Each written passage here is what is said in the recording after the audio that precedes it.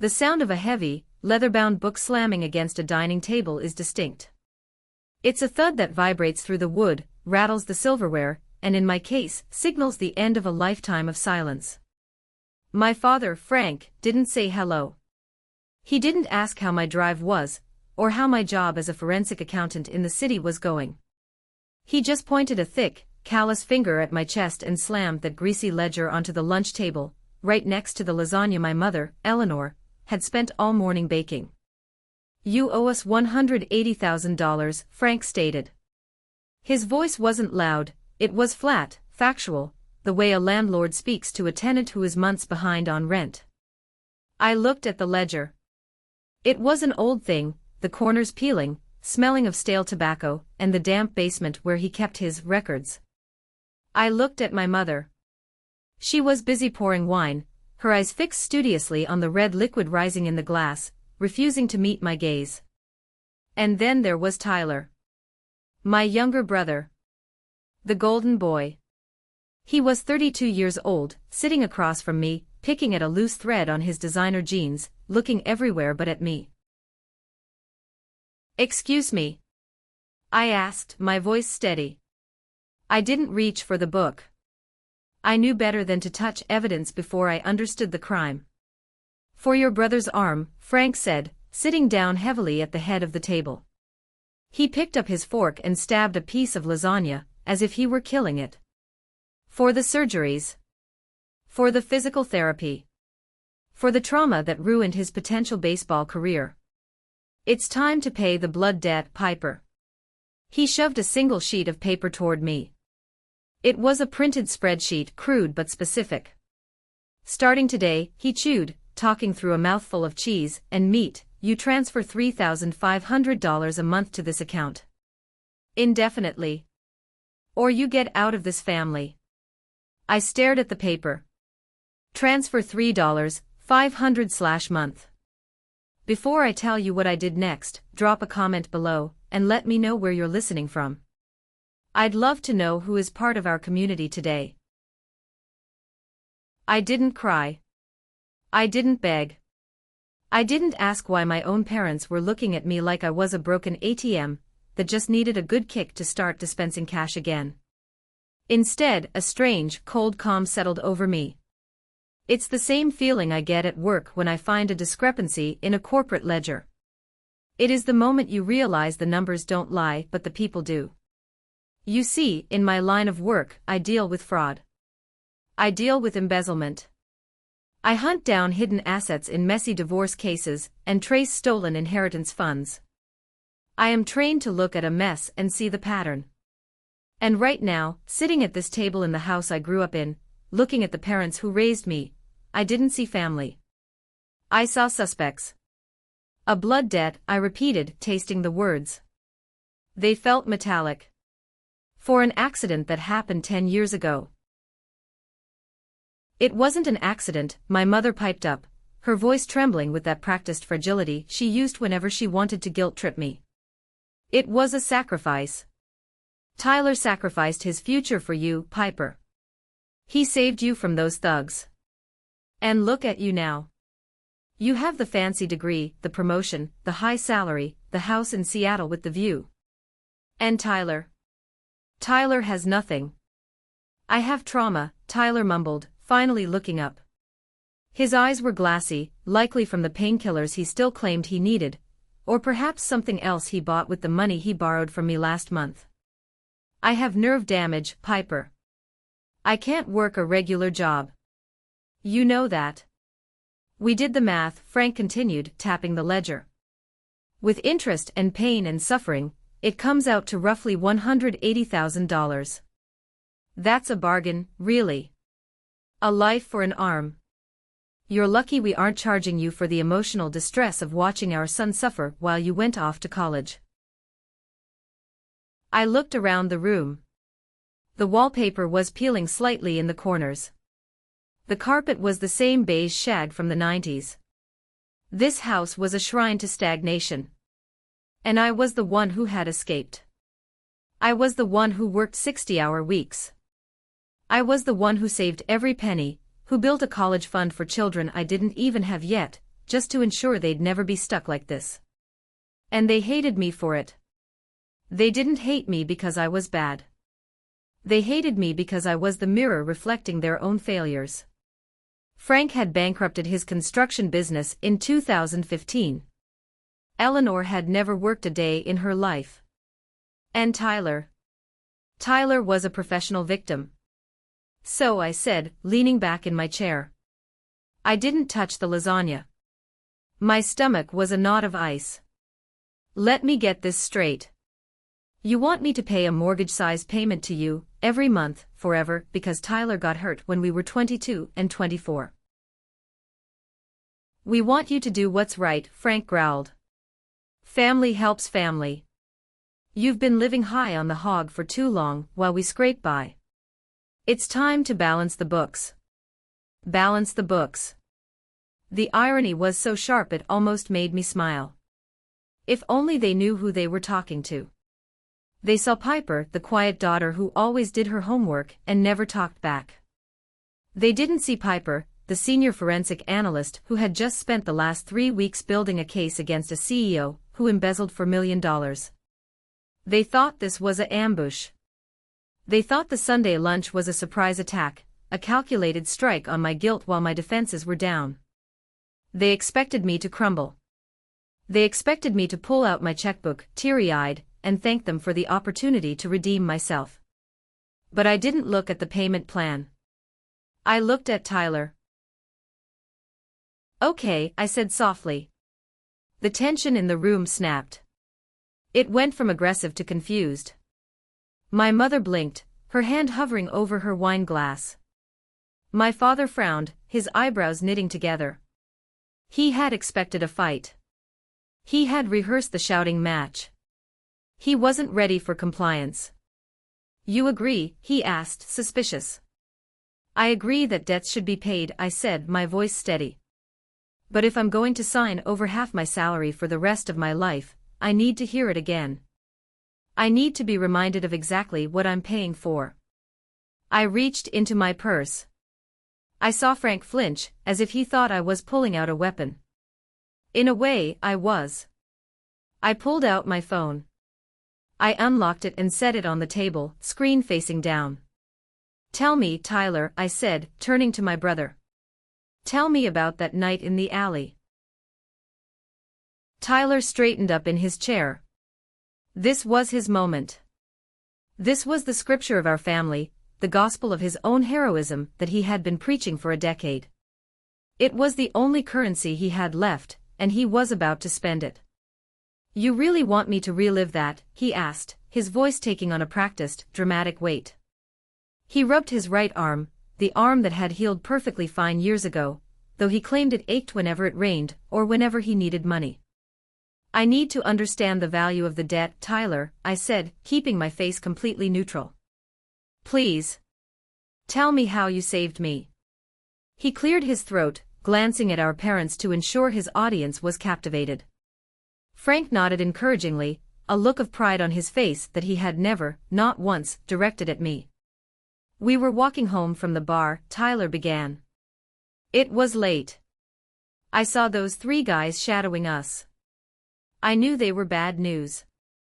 I told you to walk faster, remember? But you were scared. You froze. He paused for effect. My mother sniffled, wiping a non-existent tear. My poor baby, she whispered. They cornered us near the old textile factory, Tyler continued, his voice rising. One of them pulled out a pipe. I saw him look at you, Piper. I saw the look in his eyes. I knew he was going to hurt you. Maybe worse. He took a sip of water, his hand trembling slightly, a nice theatrical touch. So I stepped in front, he said. I stepped between you and him. I told you to run. I took the first hit. I took the pipe to the arm so you could get away. I screamed at you to run, and I stayed there and took the beating. For you. He almost died for you, Piper, my mother sobbed. The doctors said if the blow had been an inch higher. I watched Tyler's face. I saw the smug satisfaction of a liar who has told the story so many times, he has actually started to believe it. He believed he was the hero. He believed I owed him my life. But as he spoke, the real memory flashed in my mind, sharp, violent, and nauseating. It wasn't a movie scene. It was gritty, smelly, and terrifying. Flashback. 10 years ago. The air smelled of garbage and stale beer. We were walking home, yes. But Tyler wasn't guiding me. He was drunk, stumbling, loud. He had insulted a group of men 2 blocks back, calling them names I won't repeat. That's why they were following us. I was the one who saw the shadows first. I was the one who whispered, "Tyler, shut up, let's turn here." When they cornered us, Tyler didn't step in front of me. I remember the sound of his breathing, fast, shallow, panicked. I remember the leader of the group stepping forward, the metal pipe glinting under the street lamp. And I remember Tyler's hands. Not pushing the men away. Pushing me. He grabbed my shoulders, not to shield me, but to use me as a barrier. He shoved me hard, violently, toward the dark mouth of the alley where the men stood. "Take her," Tyler had screamed. His voice wasn't heroic. It was high-pitched and cracked with cowardice. "She's the one you want. Take her." I stumbled, falling to my knees on the asphalt, scraping my palms. I looked up, expecting the pipe. But the gang members didn't hit me. They laughed. One of them shook his head, looking at me with something almost like pity. "Your brother's a rat," he said. Tyler didn't fight. He ran. He sprinted away, leaving his 22-year-old sister as bait. He ran so fast he tripped over his own feet 2 blocks away, falling into a construction pit, and breaking his arm on a piece of rebar. The gang didn't even touch him. He broke his own arm running away from a fight he started. End flashback. I blinked, bringing myself back to the lunch table. The smell of lasagna was suddenly overwhelming, mixing with the scent of Frank's cheap cologne. "It hurt like hell," Tyler was saying, rubbing his arm for effect. "But I'd do it again. Because that's what a brother does. I protected you." I looked at him. I looked at the parents who had built a shrine to a coward because they needed a hero so badly they were willing to sacrifice their daughter to build one. They knew. Deep down, they had to know. But admitting Tyler was a coward meant admitting they had raised one. It was easier to make me the villain, who owed a debt, than to face the reality of their golden child. "You really are a hero, Tyler," I said, my voice soft, almost reverent. "You took that beating all by yourself."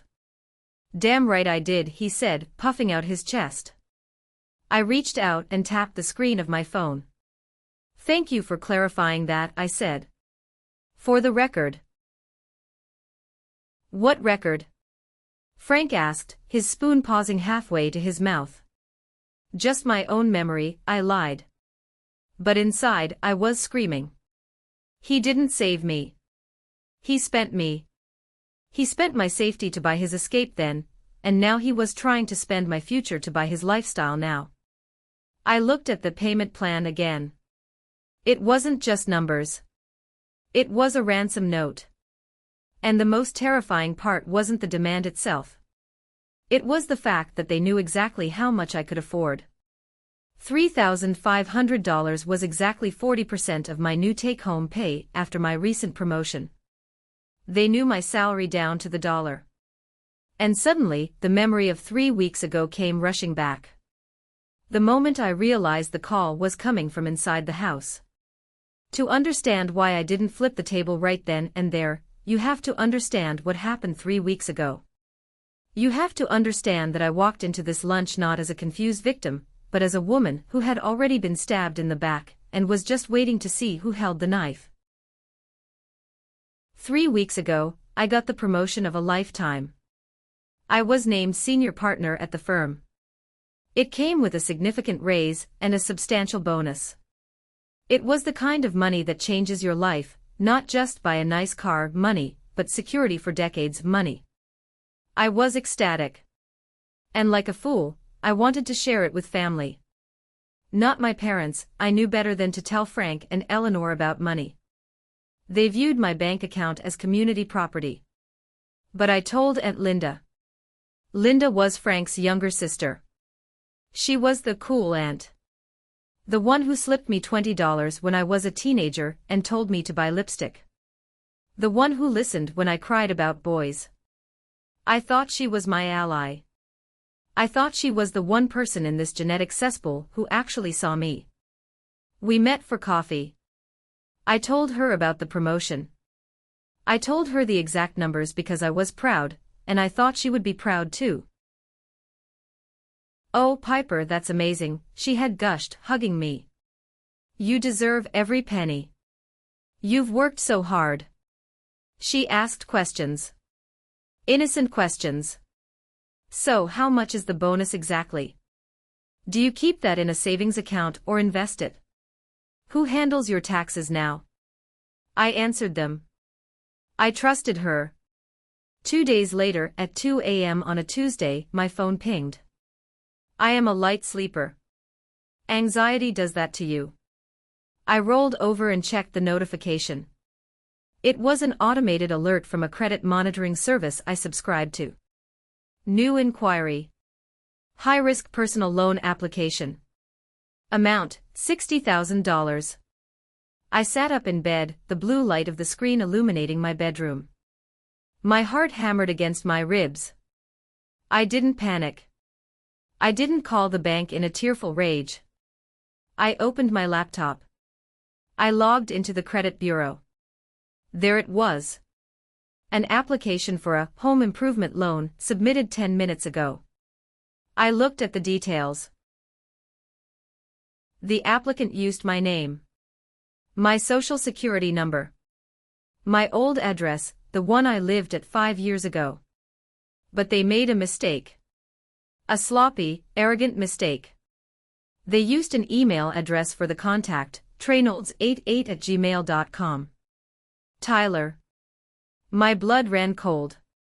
But it wasn't just Tyler. Tyler was too stupid to navigate a high-risk loan application on a private server. He barely knew how to file his own unemployment claims. He had help. I dug deeper. I looked at the income stated on the application. It listed my exact new salary, the figure I had received only 48 hours prior. The figure I had told only one person. Aunt Linda. I sat there in the dark, the betrayal washing over me like dirty water. Linda hadn't just gossiped. She had reported back to headquarters. She had run straight to Frank and Eleanor and Tyler and given them the dossier on my finances. Piper has money. Piper has a lot of money. Go get it. I realized then that Linda was never my ally. She was a double agent. She played the cool and to gather intel, and she used it to buy favor with her bullying older brother, Frank. She was the scout, and my parents were the artillery. That night, lying in bed, staring at the ceiling, something inside me broke. But it wasn't a break that left me in pieces. It was a clean break. The kind you get when you snap a dry twig. I realized I didn't have a family. I had a parasitic infection. For years, I had been the provider. The dutiful daughter. I paid for the new roof. I paid for Tyler's rehab, which was actually a vacation in Malibu. I paid for the funeral costs when Grandma died because Frank claimed he was a liquid. He wasn't, he just didn't want to sell his boat. I had been buying their love, thinking that if I just wrote a big enough check, they would finally look at me the way they looked at Tyler. But looking at that fraudulent loan application, I understood the truth. They didn't love me. They loved my utility. I was an asset. And you don't love an asset, you liquidate it. I canceled the loan application. I placed a freeze on my credit. But I didn't call them. Not yet. In my industry, you don't strike when you see the smoke. You wait until you see the arsonist holding the match. You need intent. You need them to believe they have gotten away with it, so they get careless and sign their names on the dotted line. So I waited. I let the calls go to voicemail. I let them schedule this lunch. I let them bake the lasagna, and set the table, and rehearse their speeches about family unity and blood debts. I wanted to see how far they would go. And now, sitting here, watching Tyler smirk and my father demand $3,500 a month, I had my answer. They would go all the way. They would strip me bare if I let them. So Frank said, his voice booming with false authority, pulling me back to the present. We have the paperwork ready. Paperwork? I asked. My tone remained deceptively light. It's just a formality, Frank said, waving a hand dismissively. To make sure the transfers happen on time. We don't want to have to chase you every month, Piper. We know how busy you get with your big city job. He reached under the table and produced a thick manila envelope. I looked at the envelope. I knew exactly what was inside, or at least, I had a professional hypothesis. But before I opened it, I needed to solidify the case in my own mind. I needed to channel the Piper who walked into boardrooms and made CEOs sweat. For the last 3 weeks, since the night of the credit alert, I hadn't just been waiting. I had been working. I treated my family like a case file. I ran a full forensic audit on the people sitting around this table. And what I found was staggering. I started with the IP address from the fraudulent loan application. It traced back directly to this house. 42 Oak Street. That was the smoking gun for the attempted identity theft. But I didn't stop there. I looked into Frank's finances. He claimed poverty. He claimed the economy ruined his business. The records told a different story. I found hidden accounts in online sports betting sites. I found that he had liquidated his 401k not to pay bills, but to buy into a cryptocurrency scam that Tyler had convinced him was a sure thing. I looked into Tyler. That was even darker. Tyler wasn't just unemployed, he was drowning. He owed money to payday lenders, credit card companies, and judging by the Venmo transactions I traced, some very unsavory local bookies. The $180,000 they were demanding from me wasn't a random number. It wasn't about pain and suffering. It was the exact sum of Tyler's gambling debts plus the remaining mortgage on my parents' house, which was 3 months away from foreclosure. They weren't trying to teach me a lesson about family duty. They were trying to stop the ship from sinking, and they were using my body to plug the hole. I looked at my mother. Eleanor. The woman who taught me to tie my shoes. I found her credit card statements too. While Frank was gambling, she was shopping. Designer handbags. Expensive skincare. Things she bought to appear wealthy at her church group, while her electricity bill went unpaid. They were a financial train wreck. A black hole of narcissism and incompetence. And I was the only thing in their orbit with gravity. Open it, Frank commanded, nudging the envelope toward me past the gravy boat. I opened the clasp. I pulled out the documents. My eyes scanned the legal jargon. It wasn't just a payment plan. It was a confession of debt. If I signed this, I was legally admitting that I owed them this money. It would give them grounds to sue me, to garnish my wages, to place a lien on my assets. But underneath that was a second document. A limited power of attorney. This authorizes you to communicate with my bank, I read aloud. It's just for transparency, Eleanor added quickly. So we can verify your income. We want to make sure you aren't hiding anything from the family. Like that bonus Linda told us about. There it was. The confirmation. Linda has a big mouth, I said. Linda cares about this family, Frank snapped. Unlike you. Now sign the papers. We need to get this to the notary by tomorrow. I looked at the signature line. It was terrifyingly easy to ruin your life. Just a scrawl of ink. If I were the old Piper, the Piper who craved their approval, the Piper who thought that maybe, just maybe, if she gave enough, they would finally love her, I might have signed. I might have rationalized it. It's for Mom and Dad. It's for Tyler. They're desperate. But I wasn't that Piper anymore. I was the fraud analyst. And I was looking at 3 people who had just attempted to commit bank fraud in my name, and were now attempting extortion. I felt a surge of adrenaline. It wasn't fear. It was power. I had come prepared. I knew they would try to corner me. I knew they would try to take everything. I can't sign this, I said softly. Gary's face darkened instantly. The vein in his forehead bulged. What did you say? I can't sign it, I said, my voice flat and clinical. Not because I don't want to. But because the assets you're trying to leverage, they don't exist anymore. The silence was absolute. It wasn't the confused quiet from before. It was the terrified silence of predators realizing the cage door was open. What do you mean don't exist? Eleanor asked, her voice trembling slightly. We saw the deed online. We saw the Zillow estimate last week. The equity is there.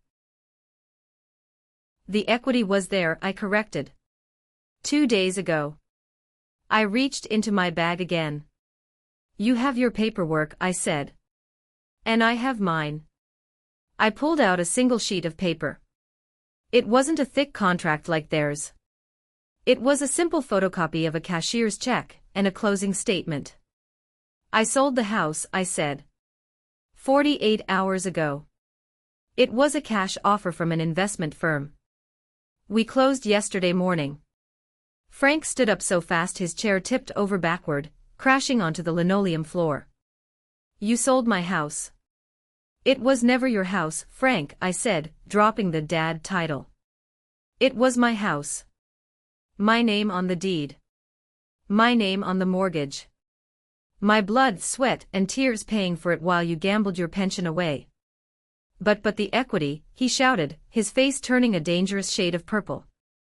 He looked like he was about to stroke out. Where is the money gone? You can't just hide that kind of money. I didn't hide it, I said calmly. I protected it. I looked them dead in the eye. This was the moment I had prepared for with Sarah, my lawyer and best friend, just 3 days ago. Flashback, 3 days ago. I sat in Sarah's office, shaking. They're going to come for everything, Sarah. Once they know I know about the fraud, they'll sue me. They'll claim I owe them for my childhood. They'll try to get guardianship. I don't know what they'll do. Sarah looked at me over her glasses. Then we execute the kill switch. The kill switch. We liquidate, Sarah said ruthlessly. We turn your tangible assets into liquid cash, and we dump it into an irrevocable asset protection trust. We set it up in Delaware or Nevada. We make you the beneficiary but not the trustee. We appoint a corporate trustee. What does that do? It means, Sarah smiled, that even if they sue you and win, which they won't, they can't touch a dime. Even if they guilt trip you, you legally cannot give them the money without the trustee's approval. And the trustee's job is to say no. It protects you from them, and it protects you from yourself. It meant selling my dream home. My sanctuary. The place I had bought to prove I had made it. Do it, I had said. Sell it all. End flashback. The money, I told Frank, is in an irrevocable trust. It is managed by a firm that specializes in asset protection. You can't sue for it. You can't borrow against it. And you certainly can't forge my signature to get a loan on a property I don't even own anymore. I watched the realization hit them like a physical blow. The power of attorney document in Eleanor's hand, the weapon they had forged to enslave me, was now just a worthless piece of paper. They couldn't verify my income because my salary was now being diverted directly to the trust. They couldn't take my house because it belonged to a holding company. I had effectively vanished from the financial grid. "You traitor," Eleanor whispered. The venom in her voice was shocking. "We needed that money. For the family." "No," I said, pointing at Tyler. "You needed that money for him. You needed it because he gambled away his rent money again. Because he owes people who don't send polite letters." Tyler flinched. He hadn't expected me to know about the gambling debts. "I saw the credit card statements too, Tyler," I said. "Online casinos. Sports betting. You didn't lose your job because of layoffs. You got fired for stealing from the register to cover your losses." "That's a lie," Tyler screamed, slamming his fist on the table. "You're a liar. You just want to keep everything for yourself. You greedy bitch." Frank slammed his fist down too, rattling the china. "That is enough. I don't care what you sold. You still owe us. You signed a verbal contract the day your brother took that beating for you." "A verbal contract?" I laughed. It was a sharp, humorless sound. "Based on a lie." "It wasn't a lie," Frank roared. He leaned over the table, his face inches from mine. He smelled of stale coffee and violent desperation. "He saved your life. And we paid for his surgeries. We drained our savings for his recovery. That money, that $180,000. That represents our sacrifice." "Did it?"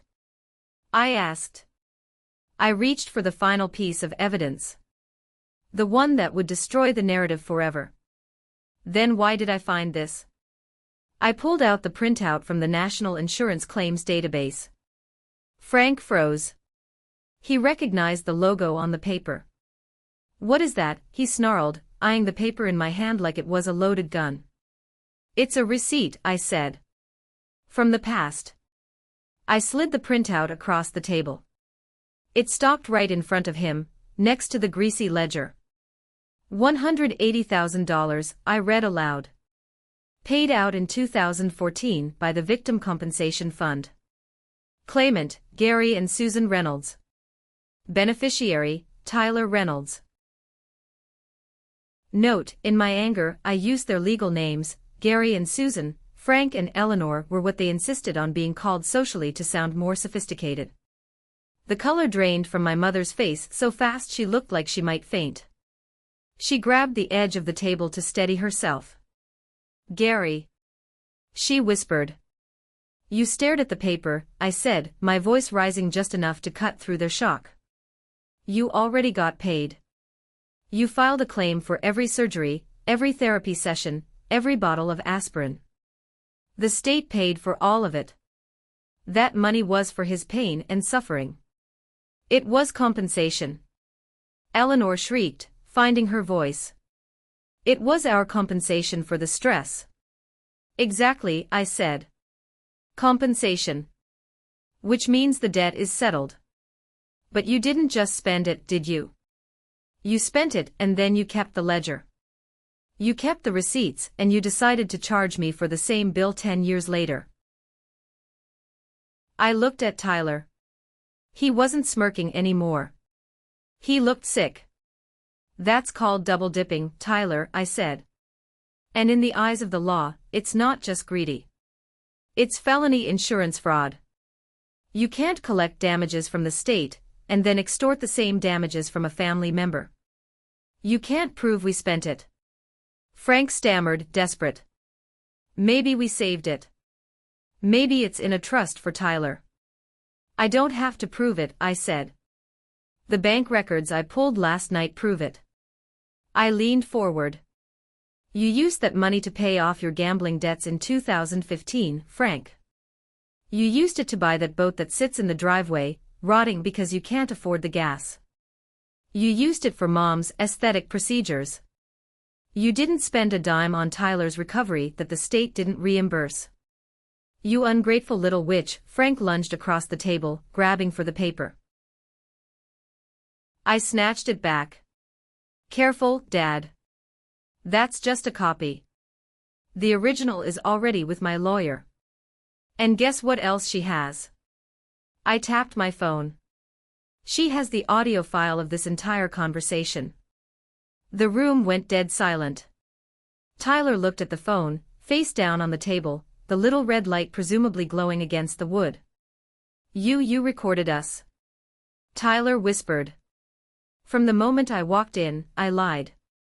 I had started it when I put the phone down, but let them panic.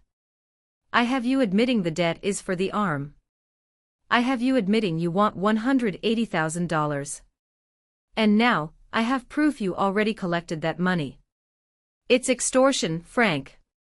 Attempted grand larceny. You wouldn't, Frank breathed. We're your parents. And I'm your retirement plan, right? That's all I am.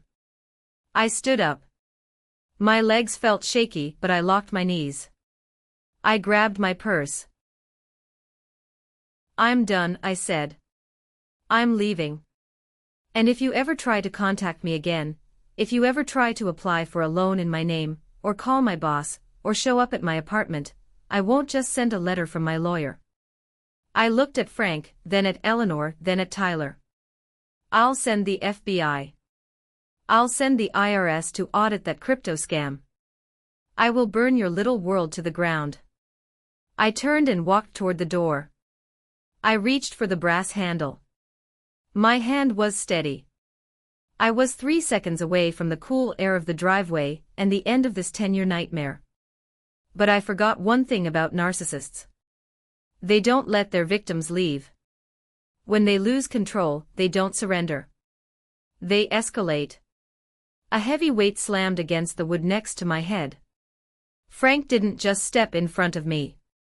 He threw his entire body against the door, his chest heaving. He wasn't the tired old man at the table anymore. He was a wall of rage. He twisted the deadbolt shut. Click. You're not going anywhere, he breathed, his voice dropping to a low, animalistic growl. Not with that phone. Not with that recording. Behind me, Eleanor let out a sharp, terrified whimper. Gary, don't. Shut up, he roared without looking at her. His eyes were locked on mine, wide and bloodshot. This was the extinction burst. In psychology, it's what happens when a behavior is no longer reinforced. The rat presses the lever for food, and when no food comes, it doesn't just walk away. It presses the lever harder, faster, more violently. Frank was realizing his food source, me, was gone. And he was going to break the lever. Give me the phone, Piper. No, I said. I clutched the phone tighter in my hand. Give it to me, and maybe I won't break the other arm, he said. The threat hung in the air, heavy and real. He wasn't talking about Tyler's arm. He was talking about mine. You're threatening me? I asked. With assault. I'm disciplining my daughter, he shouted. Spittle flew from his mouth. You think you're so smart with your fancy degree and your lawyer. You're nothing. You are nothing without this family. You owe us everything. I owe you nothing. I screamed back. For the first time, my calm broke. I paid. I paid with my childhood. I paid with my money. I paid with my sanity. The debt is zero, Frank. He lunged. He grabbed my wrist, the one holding the phone. His grip was like a vice. He twisted it, hard. Pain shot up my forearm. Drop it. Tyler, help her. Eleanor screamed. I glanced back. Tyler was standing by the table, pale and shaking. But he didn't move.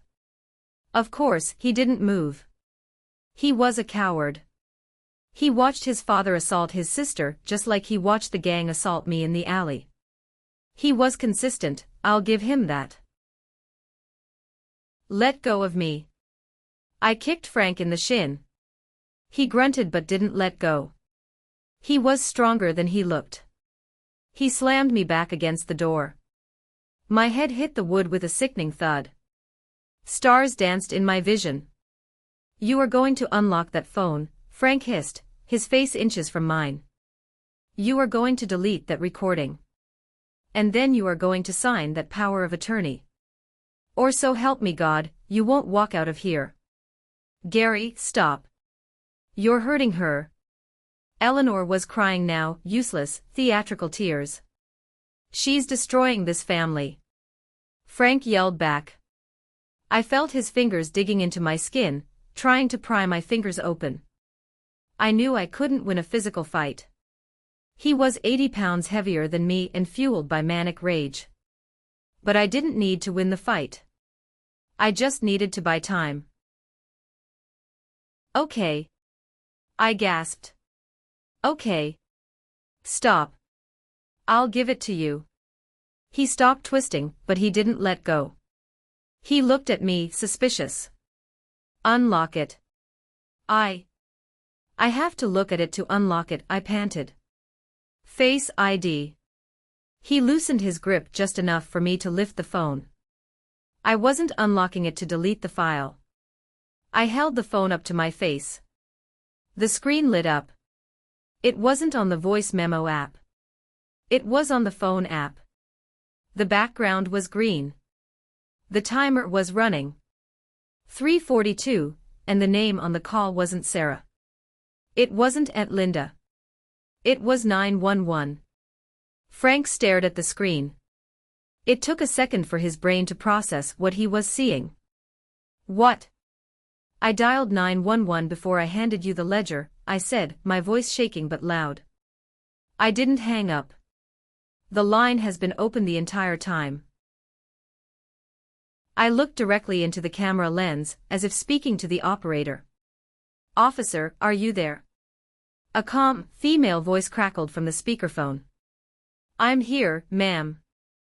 We have officers approaching the residence now. Stay on the line. The color didn't just drain from Frank's face, it vanished. He looked like a corpse. He dropped my wrist as if it burned him. You called the cops, he whispered. On your father. The dispatcher heard everything, Frank, I said, rubbing my bruising wrist. She heard you admit to the insurance fraud. She heard you threaten to break my arm.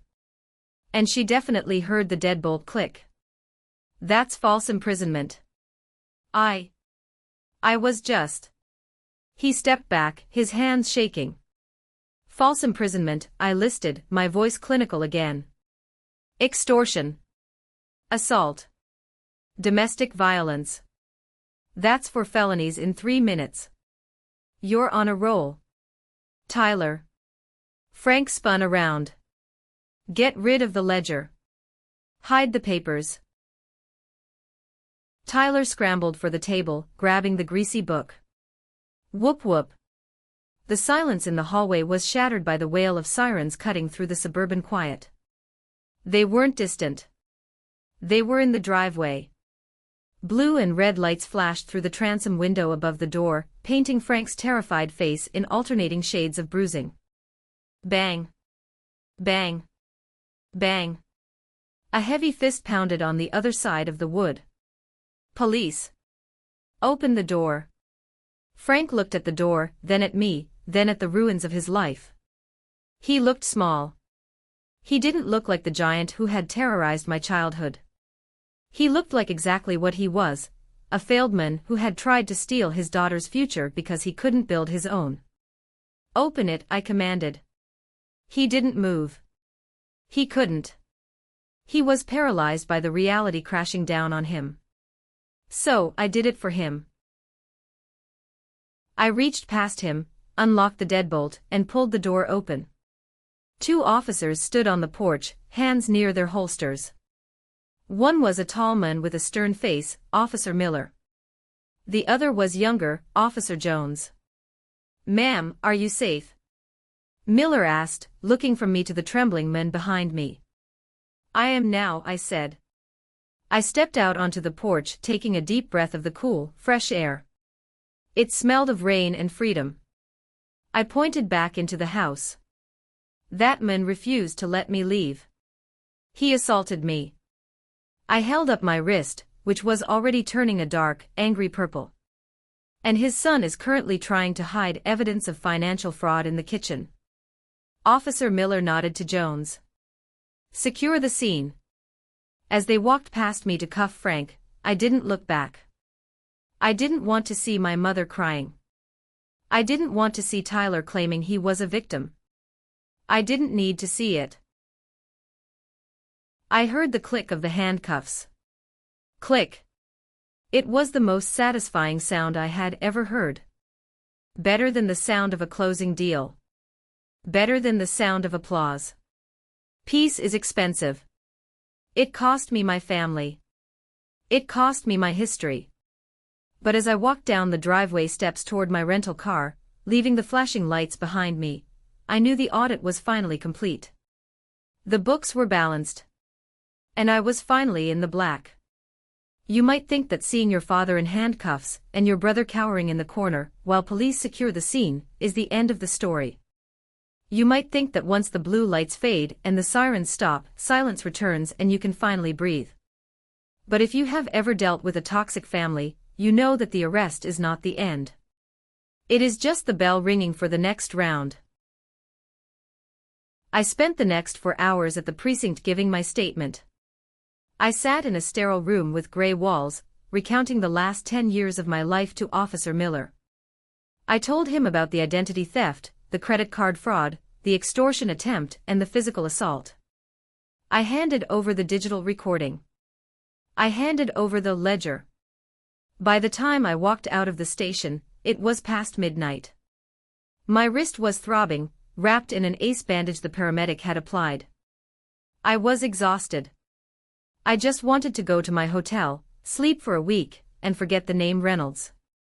But when I turned my phone back on, it didn't just ping. It vibrated continuously for 5 solid minutes. 57 missed calls. 82 text messages. They weren't from Frank or Eleanor. They were from the flying monkeys. In psychology, flying monkeys are the enablers who do the narcissist's bidding. They are the family members who didn't see the abuse, or chose to ignore it, and now attack the victim for daring to stand up. The first text was from Aunt Linda. Linda, how could you? He is your father.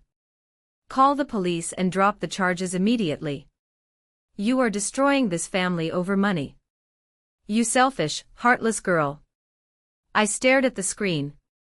This was the same Aunt Linda who had hugged me 3 weeks ago and told me I deserved my bonus. The same woman who had fed my financial data to Frank like raw meat to a starving wolf. I didn't reply. I kept scrolling. Cousin Becky, Mom says you had Uncle Frank arrested. Are you insane? He has high blood pressure. If he has a stroke in that cell, it's on you. Uncle Bob, I always knew you thought you were better than us, Piper. But this is evil. He raised you. He put a roof over your head. You owe him respect, not jail time. It was a barrage of gaslighting. A coordinated airstrike designed to make me doubt my own reality.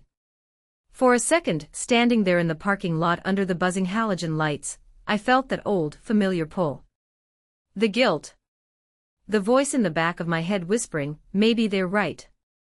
Maybe I took it too far. It's just money. Is it worth putting Dad in a cage? That is the trap. That is how they keep you. They rely on your empathy to excuse their lack of it. But then I looked at my wrist. I saw the dark purple bruising blooming under the bandage. I remembered the look in Frank's eyes when he twisted my arm. It wasn't the look of a father. It was the look of a man who owned property and was angry that the property was talking back. I got into my rental car and did something I should have done years ago. I didn't block them. Blocking them is defensive. I initiated a reply all to the group chat Aunt Linda had started. I attached 2 photos. The first photo was the police report, detailing the assault and the attempted identity theft. The second photo was a screenshot of the insurance payout from 2014, the $180,000 they stole from Tyler and blamed on me. I wrote a single caption: "The next person who contacts me to defend a man who stole $180,000 and assaulted his daughter gets added to the lawsuit as an accomplice. Try me." The group chat went silent. I drove to the hotel, but I didn't sleep. I sat by the window, watching the city lights, and I opened my laptop. I had executed the kill switch on my house. I had survived the confrontation. But the war wasn't over. Frank and Eleanor were reckless, but they were also desperate. And desperate people find lawyers who are just as crooked as they are. I knew that by morning, they would be spinning a narrative. They would claim I was mentally unstable. They would claim the recording was doctored. They would claim I gave them permission to use my identity. I needed to be faster. I needed to bury them not just with the police, but with the forensic truth. I opened a new file on my computer, Project Clean Slate. I logged into the public property records for every relative who had just texted me. I pulled the LLC filings for Frank's defunct construction business. I started connecting the dots that I had been too afraid to look for before. And what I found made me realize that the $180,000 was just the tip of the iceberg. Frank hadn't just double-dipped on the insurance. He had been running a shell game for 20 years.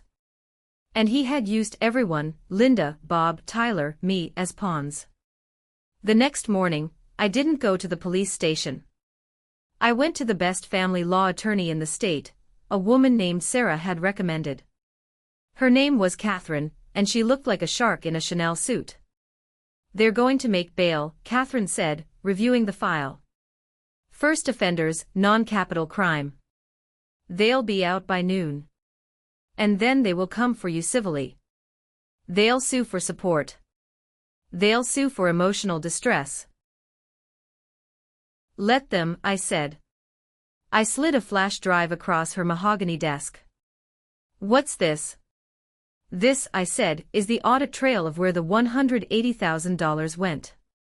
And it traces back to a joint account held by Frank Reynolds and Linda Reynolds." Catherine's eyebrows shot up. "The aunt." "The aunt," I confirmed. She wasn't just the leak. She was the launderer. Aunt Linda hadn't just betrayed me for loyalty. She had betrayed me for a cut. "I want to freeze everything," I told Catherine. "I want a forensic freeze on every asset they have. The house, the boat, the hidden crypto wallets, Linda's vacation home. If they want to sue me for money, I want to make sure they don't have a dime left to pay their own filing fees." Catherine smiled. It was a terrifying, beautiful smile. "Piper," she said. "We're not just going to freeze them. We're going to liquidate them." The legal battle that followed wasn't a sprint, it was a marathon through a sewer. Just as Catherine predicted, Frank and Eleanor made bail. They mortgaged the only thing they had left, their reputation, to get a loan from a shady bail bondsman. And true to their narcissistic nature, they came out swinging. They didn't apologize. They didn't beg for forgiveness. They went on the offensive. They hired a strip mall lawyer who filed a civil suit against me the very next day. The lawsuit was a work of fiction that would have been impressive if it weren't so delusional. They claimed I had abused them. They claimed elder abuse. They claimed I had promised to pay off the house and then reneged, causing them severe psychological trauma. They even tried to get a temporary restraining order against me, claiming I was the violent one. It was infuriating. I remember reading the court filing, my hands shaking with rage. The lies were so bold, so audacious. They were rewriting history, trying to paint the victim as the villain. But here is the thing about narcissists: they think they are smarter than everyone else. They think that because they can manipulate emotions, they can manipulate facts. They forgot that facts are my profession. The discovery phase of the lawsuit was my playground. This is where the forensic autopsy began. In a lawsuit, both sides have to turn over their financial records. Frank and Eleanor tried to hide things, of course. They produced redacted bank statements. They lost tax returns. But I didn't need their cooperation. I had subpoenas. I subpoenaed the bank records for the last 10 years. I subpoenaed the records from the online casinos Tyler used. I subpoenaed the purchase history for the boat. And then came the deposition. This was the moment I had been waiting for. A deposition is sworn testimony. There is no audience to perform for. There is no mother crying in the corner to distract from the truth. Just a court reporter, a camera, and the cold, hard questions. Frank sat across the table, looking diminished in a suit that was too tight. He glared at me, but I didn't look away. I had my laptop open. "Mr. Reynolds," Catherine asked, her voice silky smooth. "You claim that the $180,000 settlement from the insurance commission was used entirely for Tyler's medical bills. Is that correct?" "Yes," Frank grunted. "Every penny." "And you claim that you have no other assets." "I'm broke," Frank spat. "Because of her." He pointed a finger at me. Catherine nodded. She slid a document across the table. "Then can you explain this transaction dated February 14, 2015? A transfer of $45,000 from the Tyler Medical Fund to Bayside Marine." Frank blinked. That was for therapy equipment. A 24-foot Sea Ray speedboat is therapy equipment?" Catherine asked. She didn't wait for an answer. She slid another document. "And this?" "A transfer of $20,000 to L. Reynolds Consulting."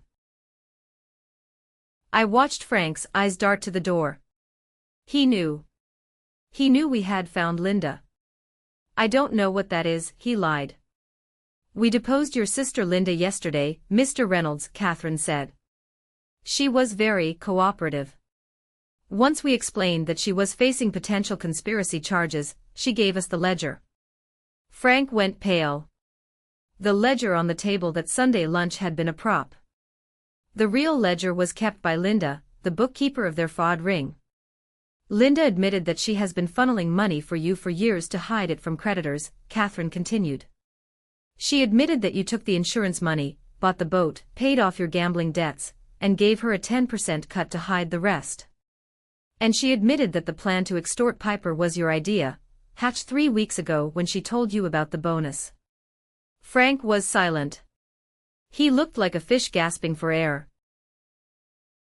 "This is a lie," he whispered, but there was no power in it. "We have the wire transfers, Frank," I spoke up for the first time. "We have the dates. We have the amounts. We know you spent Tyler's pain money on yourself. And we know you tried to steal my future to cover your tracks." I leaned forward. "The audit is complete. And you are in the red." The deposition ended shortly after that.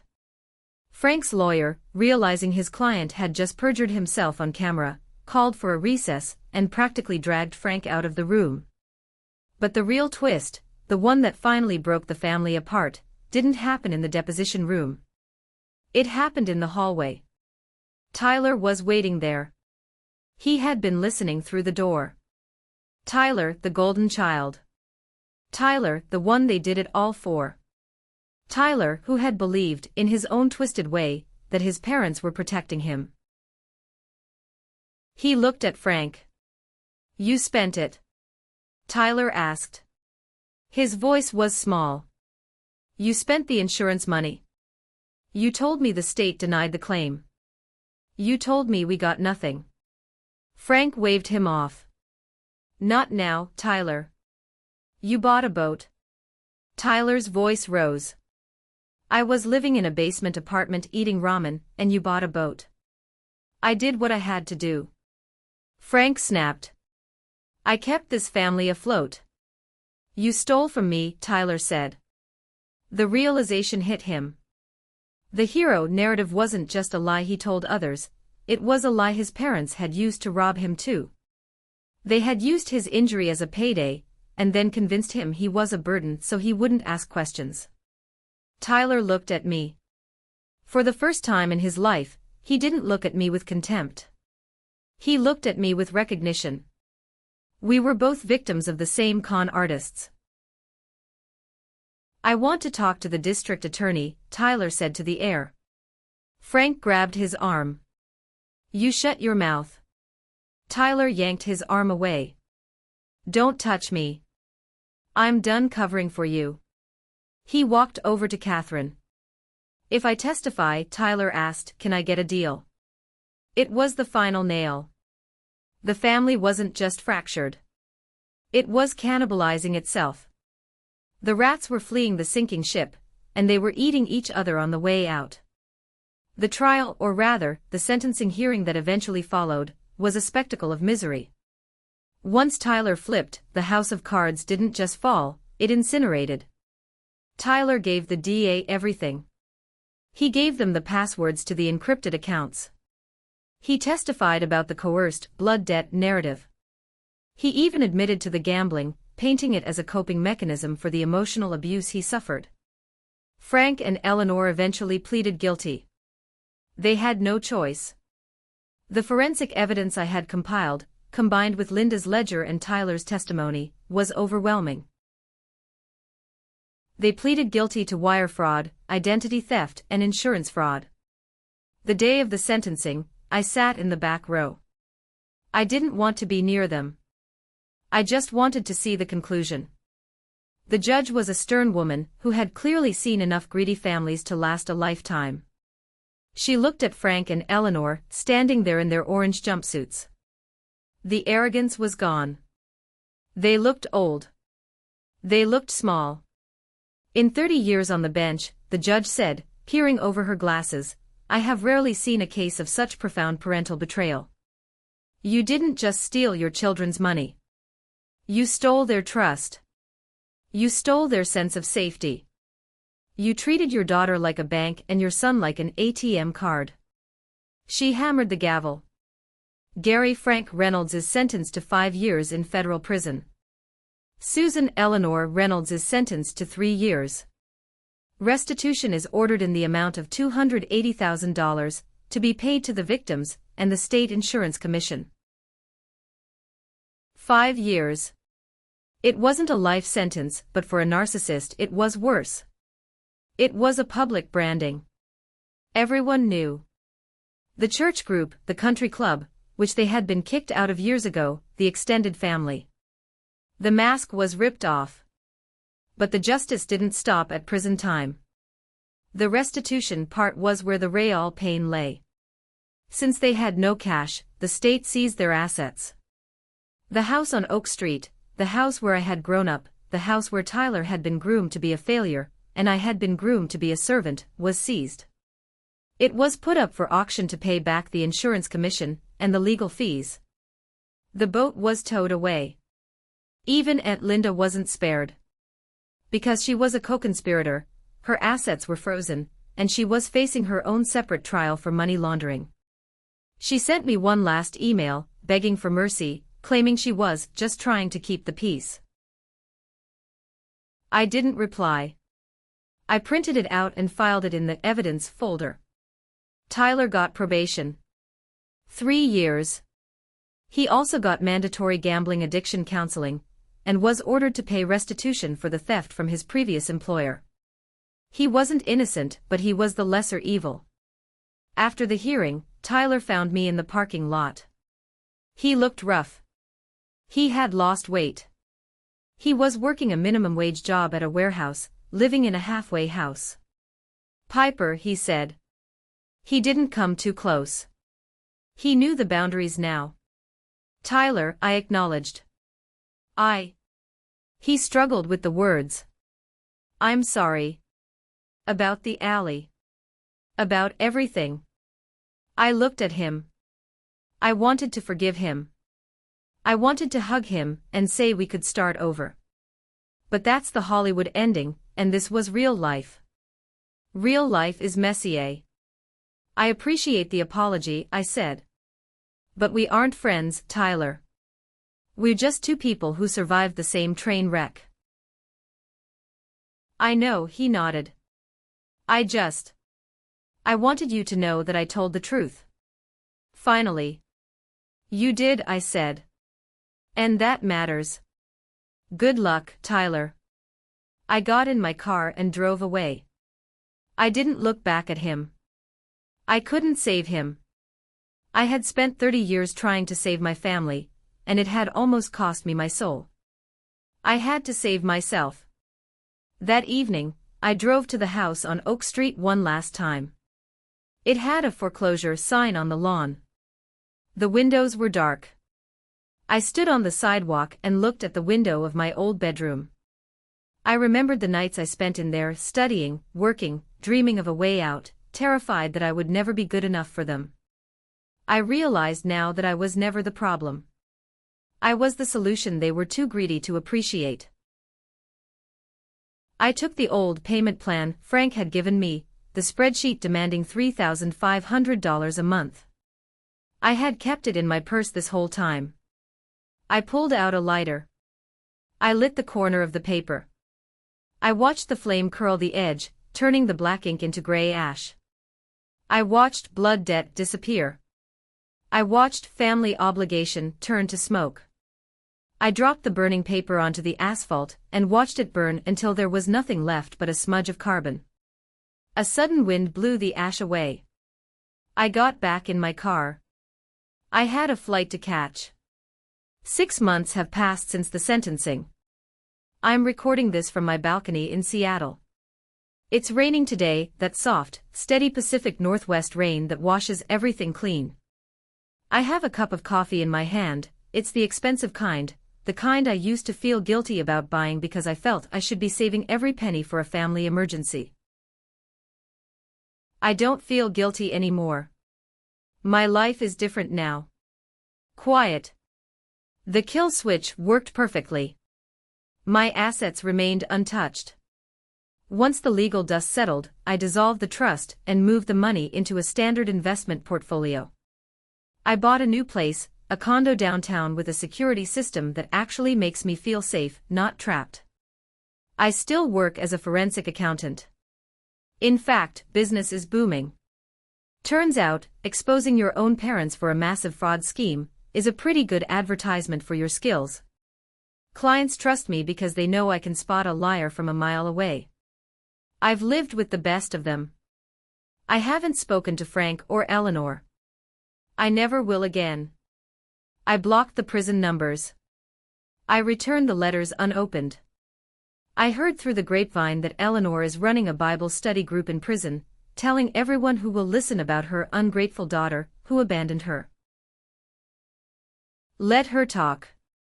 She's talking to the walls now. Tyler sends me an email once a month. Just a status update. Still sober. Got a raise at the warehouse. I don't reply, but I don't delete them. That's the extent of the relationship I can offer. I lost a lot in this fire. I lost my parents. I lost my childhood home. I lost the illusion that I was loved unconditionally. But I gained something far more valuable. I reached into my bag and pulled out a book. It wasn't old or greasy. It was a brand new, black hardcover ledger with crisp white pages that smelled like potential. I opened it to the first page. I didn't write down a debt. I didn't write down a grievance. I didn't write down a list of people I needed to please. I wrote down a single number. Net worth, freedom. I looked at the number. It was positive. For the first time in 10 years, I wasn't in the red. I wasn't an asset to be liquidated by parasites. I was a sovereign entity. And as I sat there, watching the sun try to break through the gray clouds over the Puget Sound, I realized something. We are taught that family is everything. We are taught that blood is thicker than water. But sometimes, blood is just a stain that you have to scrub out before it ruins the fabric of your life. You don't owe anyone your existence. You don't owe anyone your future. And you certainly don't owe anyone a refund for the cost of raising you. The blood debt is paid in full. And the account is closed. If you made it this far, you are incredible. Please hit that like button and drop a 1 in the comments below so I know you walked this whole journey with me. Your support is the only reason I can share these stories. And honestly, if you have ever had to cut off a toxic family member, or if you have ever had to break a blood debt, type the letter A in the comments. Let me know I'm not alone. Let's build a community of survivors down there. Check out the other videos on the channel for more stories of justice served. Until next time, keep your ledgers balanced and your boundaries strong.